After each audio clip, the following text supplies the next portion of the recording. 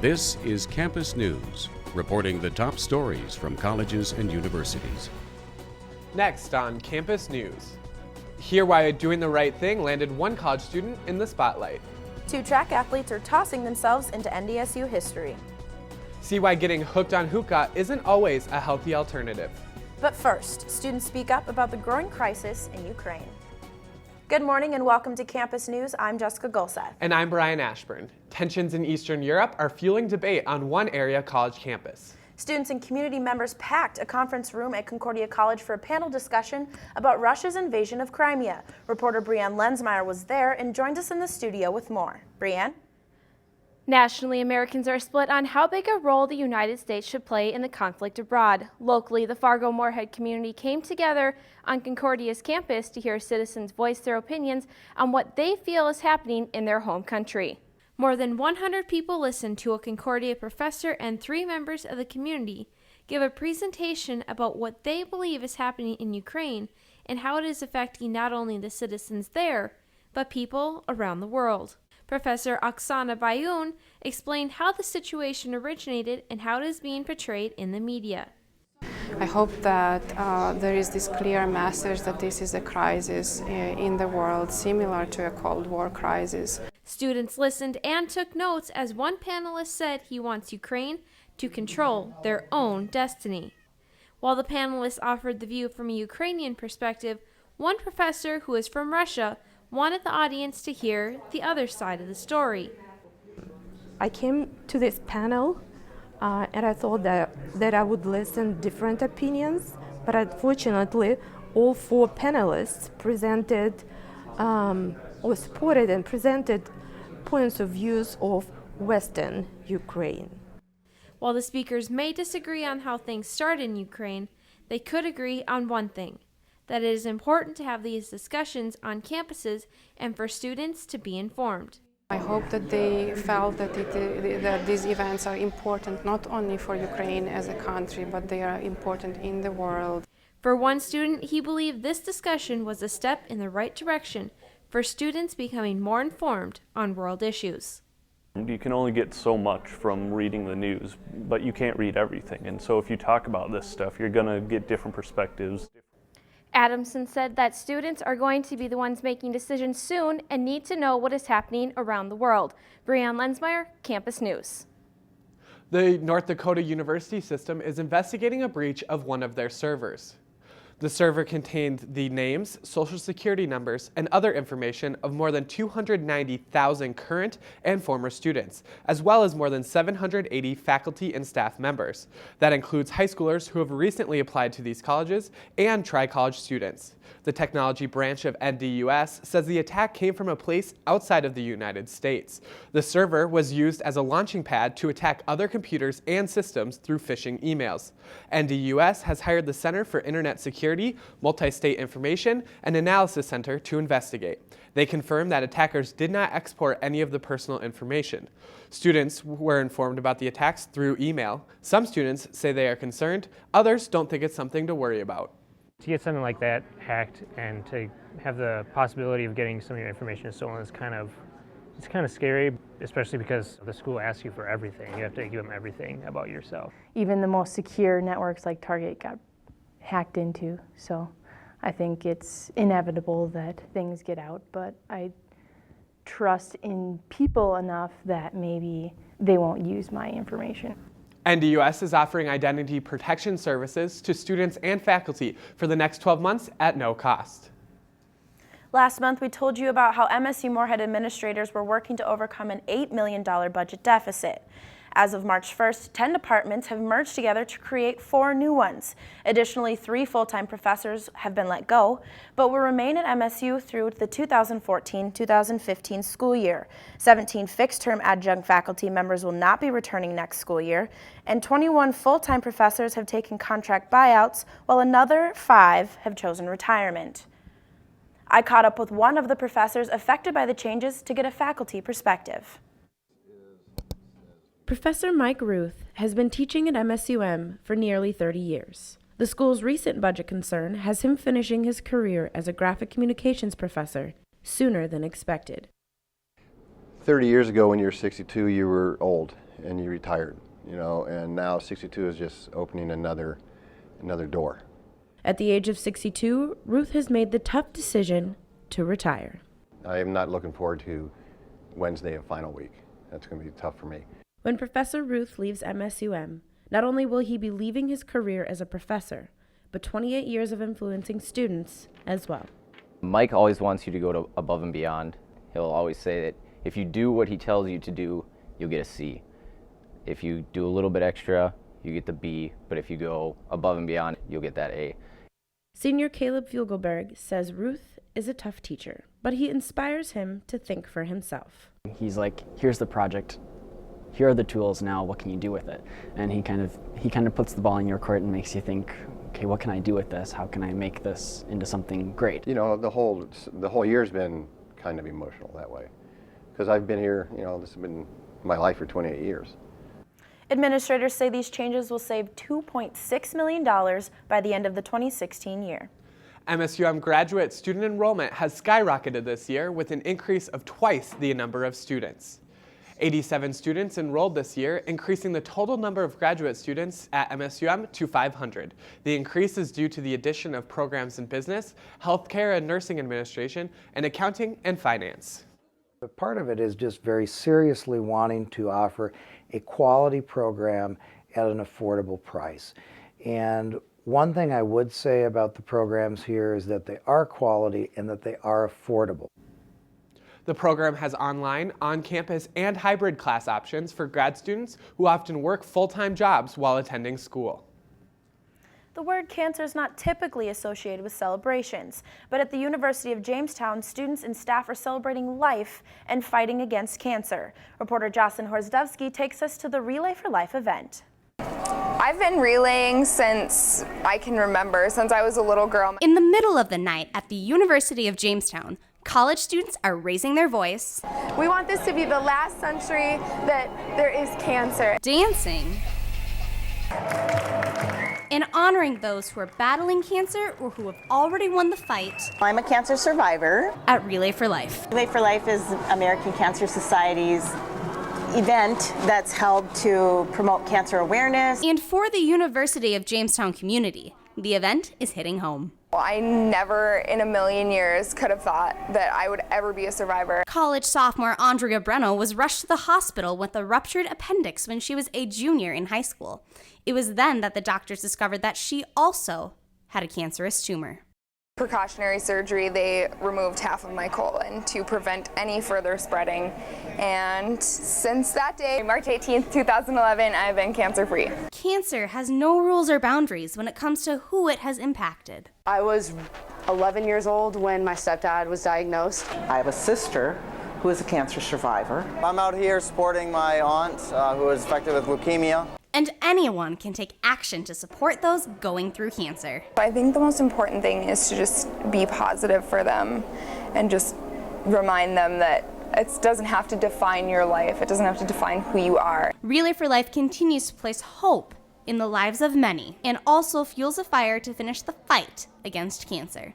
From the University of Jamestown with photographer Alyssa Eisnes, Jocelyn Horsdowski, Campus News.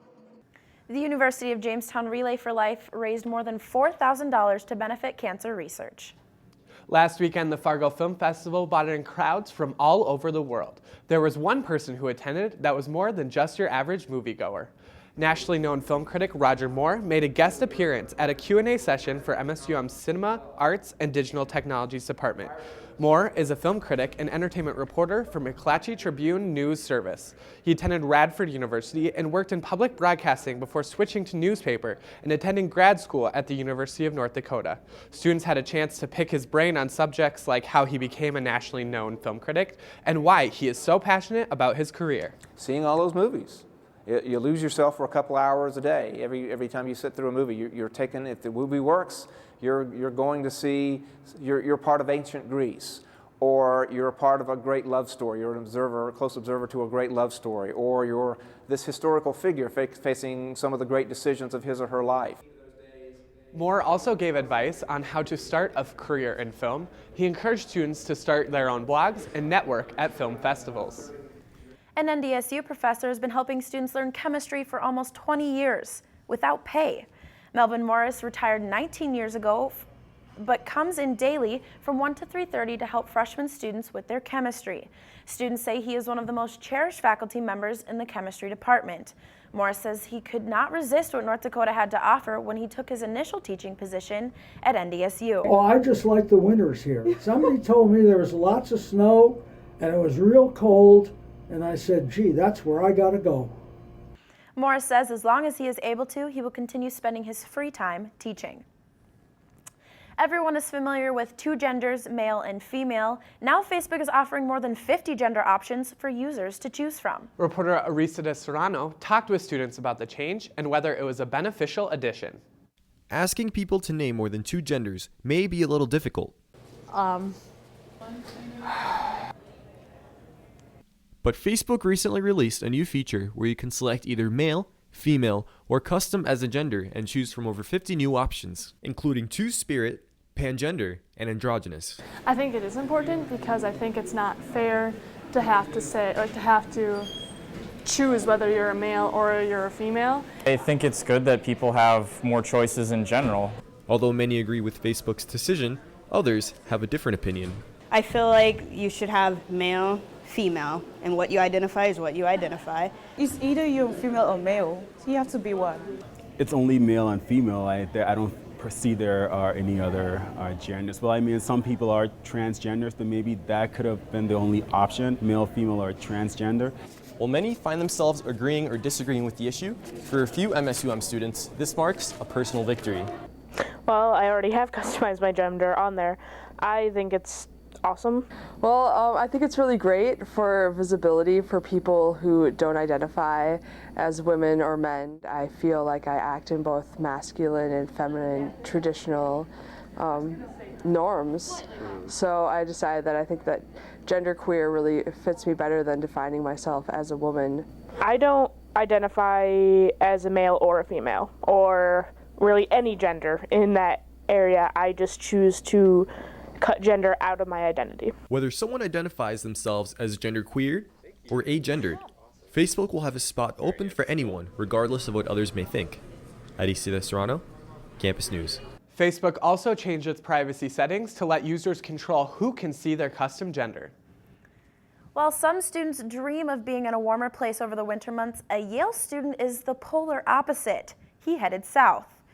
Sophomore Parker Leotos spent 18 days skiing 314 miles from the Antarctic coast to the South Pole, making him the fastest skier without help to travel the route. The 19-year-old set another record of being the youngest man to reach the most southern point of the Earth by foot.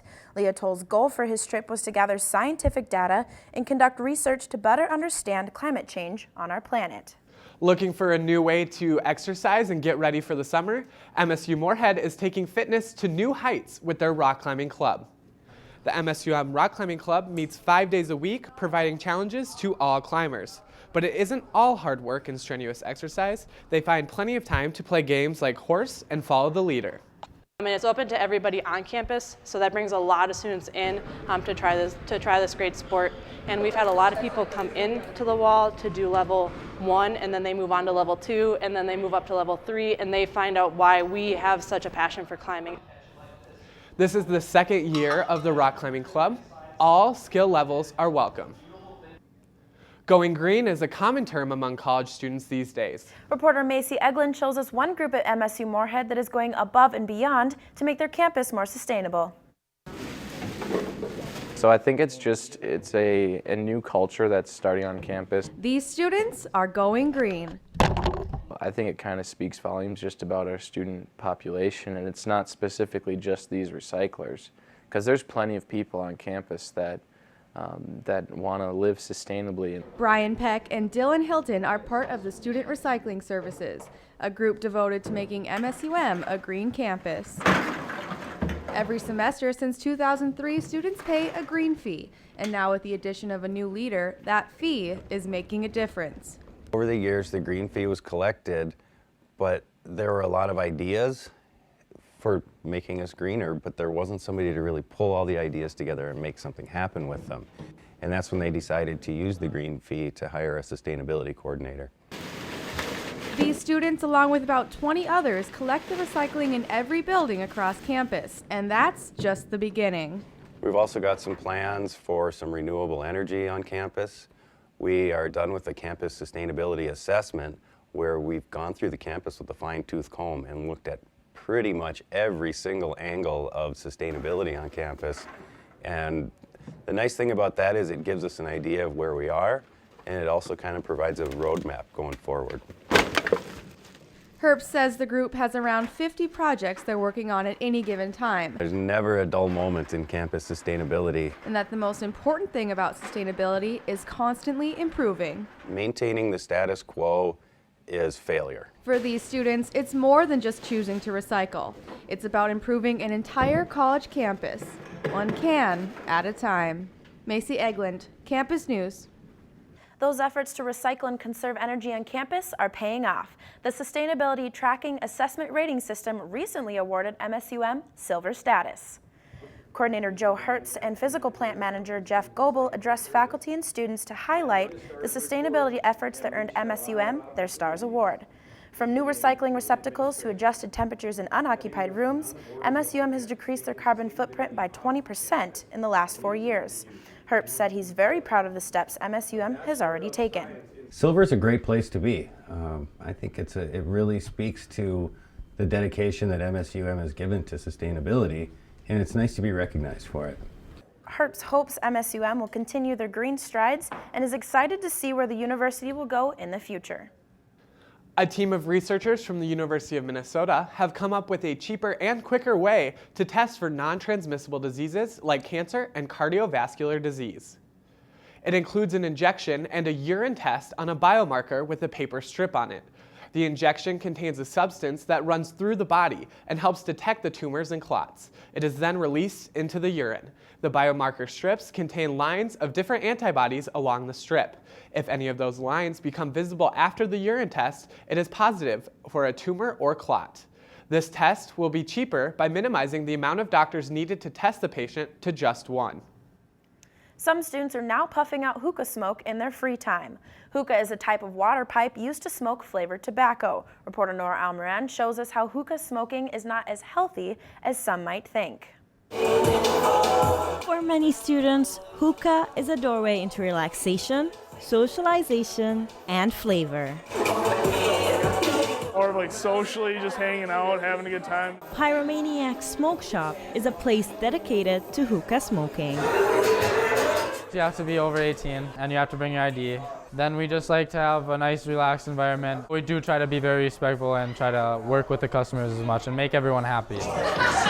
For some, smoking hookah is a good way to stay out of trouble. I look at it as like try to steer away from the bad. I mean, it's not good for you necessarily, but it's better than drugs. And instead of going out and partying, it's a lot safer environment here. Cigarette smoking has been gaining a reputation as a cancer-causing pastime.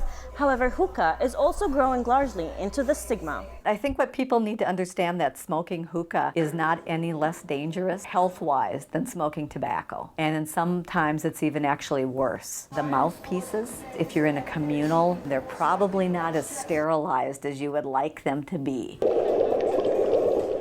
Yet, there is still a difference between smoking hookah and smoking cigarettes. Cigarette smoking is usually more individual. Hookah is more like planned event. You can't do hookah by yourself. It's like drinking alone then. Even though critics of hookah say it can cause the same harm as cigarettes if you add the social elements of going out with friends to an appealing-looking lounge filled with an array of sweet-smelling scents. It's not a surprise that hookah is becoming a popular trend amongst college students. With photographer Naoya Uchida, Nora Almoran, Campus News. According to Mayo Clinic, an hour-long session of hookah smoking involves 200 puffs, while an average cigarette involves 20 puffs. And now we turn it over to Kenny Buck for a look at this week's sports. So a little controversy for the Boston University's women's basketball team? Yeah, they have a few girls that are walking away from some pretty big scholarships. A Boston University women's basketball coach is under fire, accused of abusing her players. One of the girls says she even considered suicide. Boston head coach Kelly Greenberg has had 4 of her players walk away from the team from what they describe as emotional abuse. The athletes say it's ruining their love of the sport. All 4 women were attending the university on $60,000 a year athletic scholarships. 2 of the women are walking away from the scholarships. 1 is graduating, and the 4th is still in school with their financial status up in the air. A school official says BU is launching an evaluation of Greenberg's performance and the emotional abuse allegations. North Dakota State University took top honors for the Summit League's most prestigious basketball awards. Head coach Sal Phillips earned Summit League Coach of the Year, while Taylor Braun takes home Player of the Year honors. This is Phillips' 2nd time winning the award as he coached the Bison to a 23-6 record and their 2nd regular season conference title. Braun led the league in scoring at 18 points per game, as well as leading the Bison in rebounding at 5.5 boards per game. On Tuesday, NDSU defeated Indiana Purdue Fort Wayne 60-57 to win the Summit League Conference Tournament and an automatic bid to the NCAA tournament. For the past 10 years, strength coach Jim Kramer has been helping athletes like Taylor Braun get faster, stronger, and more explosive. His hard work also played a key role in the Bison's 3 consecutive football national championships. Reporter Tim Bullock shows us how his efforts are being recognized by his peers around the country. Let's go, Croc. This one's about speed. You don't want to get caught from behind anymore. Speed. The sound of metal weights clanking fills the room, but over the chaos, Coach Kramer leads his players through their workouts. His ability to motivate contributed to Coach Kramer being awarded FCS's Strength and Conditioning Coach of the Year by Football Monthly. His philosophy is simple. There's no magic exercises. There's no magic sets and reps. It's about coaching those exercises. Straight up. That's it. We'll kick that ball out in front. Straight up. Coach Kramer and his conditioning staff work year-round to keep NDSU's football players in peak condition. Since we're a hands-on staff, just as you're coached out on the football field, you're going to be coached in the weight room. Because my time out on the floor interacting with the athletes is a lot more important than sitting behind the desk trying to develop a program that's rocket science. The time Coach Kramer spends with his athletes factors into their success on the field, a result of countless hours in the weight room. With photographer Thor Thompson, Tim Bullock, Campus News. Drop those hips quick. Go! Before joining the Bison in 2003, Kramer was the strength and conditioning coordinator at the U.S. Olympic Training Center in Colorado Springs. The Summit League's 6th annual Food Fight Challenge is underway. North Dakota State University is taking any and all food donations at the Bison Sports Arena. Along with the Fill the Dome campaign, the Food Fight Challenge is NDSU's 2nd major food drive. NDSU student athletes say it's important to give back to the community. Anything we can do to help the community and any amount of food will be very helpful, I'm sure. The Summit League has collected over 190,000 pounds of food in the program's 5 years. Brant Burgess and Alex Renner aren't your average teammates. In fact, the NDSU Bison duo have more in common than just the college they compete for. Reporter Haley Foster has more on the 2 athletes who keep throwing themselves onto the podium. Brant Burgess and Alex Renner live together, wake up together, and they throw for NDSU's track and field team together. They not only share a house, but they also share the fact that they have both broken NDSU's shot put record this season. It's nice to break a record, but it was just nice to score points for the team. Bison sophomore Brant Burgess set the school record in the shot put, only to have his teammate, freshman Alex Renner, break it after a week. It was actually a good throw. Renner threw 56.07.5 to win the shot put and break the 1-week-old school record at the Thundering Herd Classic. Alex, he's a competitor. He came in, he performed well, he works hard, and like I said, he's my roommate, and we travel together, so I was excited for him. But it'll make me keep my posture up, Coach. Brant is a competitor, and he's a really hard worker, and whenever you have that next to you every day in practice, it's gonna push you, and it's gonna help a lot in competition. Full's with reverse now. Although the two compete together in meets and on a daily basis at practice, both were thankful and had nothing but compliments for one another. I think it's awesome. I mean, we get to train together, push each other in practice. I mean, it's like I'd rather have him on my team than anyone else's team. These two are far from through with competing against one another. My one roommate has the shot put record, my other roommate has the weight record, so they're going to give me a hard time for the next couple months. Clearly, a little friendly competition goes a long way. Haley Foster, Campus News. Smile. Both Burgess and Renner are among the top 3 throwers in NDSU history. Guys? Kenny, I don't know if I'd be so nice about competing against my best friend. Yeah, but it's a win-win for the school and the athletes. Thanks, Kenny. Finding a $5 bill on the ground is like hitting the jackpot. One MSUM student found way more than a 5, but didn't cash in on it. Reporter Jordan Schreier caught up with her to talk about her honest decision. I don't even know you, and I felt very proud of you. MSUM freshman Erica Clark doesn't like to think she's anything special. We are very proud to say we know you. But many in the area and throughout the region won't agree. You are such a good little girl and carried it through the years. To say these letters and well wishes are in response to a good deed would be an understatement. Didn't think it was that big of a deal. It was just the right thing to do. It all started in a McDonald's parking lot. I sat down in my car and I was just gonna shut my door, and I looked down and I noticed an envelope. And this envelope was an old mail. I started looking and it was like full of $100 bills. $2,800 to be exact. I just knew I needed to get that back to the right person. Erica turned the money into the police department, who eventually found its rightful owner. He was very grateful. And he wasn't the only one who noticed. Someone texted me and said that there's something about it in Korea. I'm like, what? The dean of the College of Education and Human Services at MSUM called her in for a meeting. I didn't know what to expect. He didn't tell me what was going to happen, and then I got the award there at that meeting. And MSUM administrators say she deserves the award. In recognition of exemplary ethical behavior within the Fargo-Moorhead community. But she doesn't need an award to justify her actions. Right away, people were telling me, why wouldn't you just keep it? And I was just like, because it wasn't the right thing to do. With photographer Jessica Gulseth, Jordan Schreier, Campus News. Pretty cool. Erica received $2,800 from an anonymous donor and says she's using it to pay for college. And that does it for this edition of Campus News. We'll leave you with another look at the Relay for Life festivities. Thanks for joining us, and have a great week.